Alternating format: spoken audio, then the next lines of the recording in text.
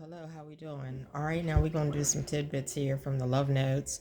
And this came from a lot from my service that I attended a couple weeks ago, where the minister was talking about all the problems of the world. And I read through my notes from him, and I saw that the bottom line was basically just be a friend with God, be best friends with God, and He'll give us direction and take all the problems off of us, and then we do good works as a result of that belief, and we are blessed upon. So that's bottom line. But I'm going to do the message after I really thought about it. That was the bottom line. So, the most important thing, So the message is, how do we handle these troubled times? And it comes from James 23, 2:23, which is about Abraham and how he had to trust in the Lord and give him, because he had challenges like we have challenges with the crazy world. And so Abraham, in that book in James 2, it speaks to that. It speaks to loving God and wanting to be a friend with God. And that's what Abraham did. He wanted to be a friend with God.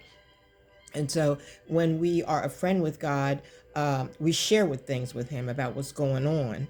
And then he gives us direction how to move forward. But we got to totally let it all out, what we're going through.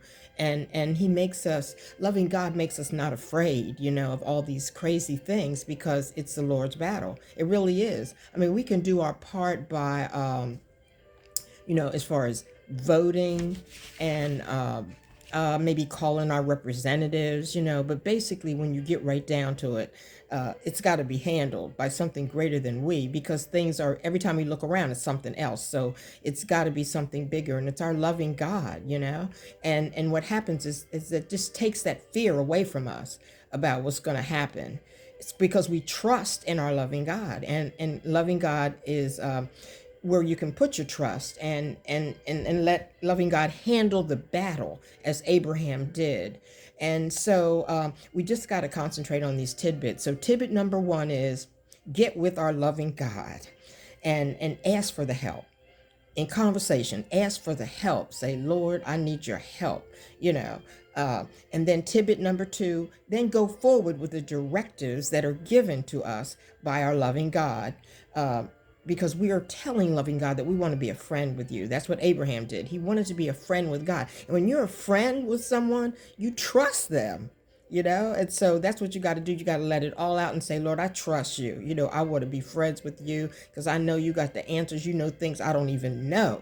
You have the strength and the courage and the wherewithal to handle everything that's going on. And I see that it's bigger than I am, than we are, And so tidbit number three is we have to become weakened, because when we go to loving God and say, I can't handle things, we are weakened.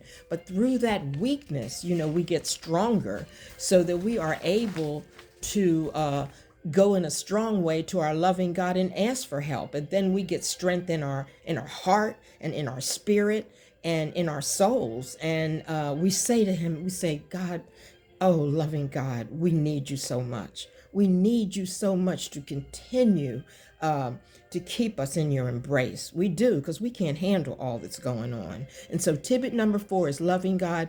We welcome your friendship. We welcome your friendship, and we welcome your direction, because we don't really know what we're really supposed to do with all that's going on. I mean, we have an idea of what's on our schedule, but it's a bit much, right? So we say that we welcome your direction, loving God, because when you lift us up, we have peace.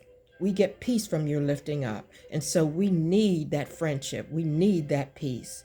And tidbit number five, we are devoted to live your loving God ways and live out your loving works in our lives for ourselves and for others.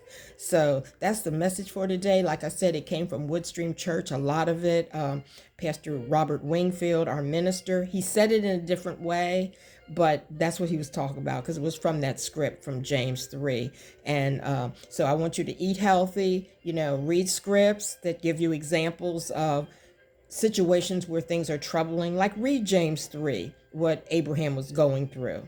And then do exercise. If you're in a wheelchair, do your head, do your hands, do anything, your feet, your toes, do anything you can, and keep moving around, and don't look at a lot of news and bad information.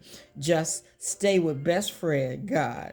All right, so glad I got a chance to share with you. Take care till we talk again. Bye bye.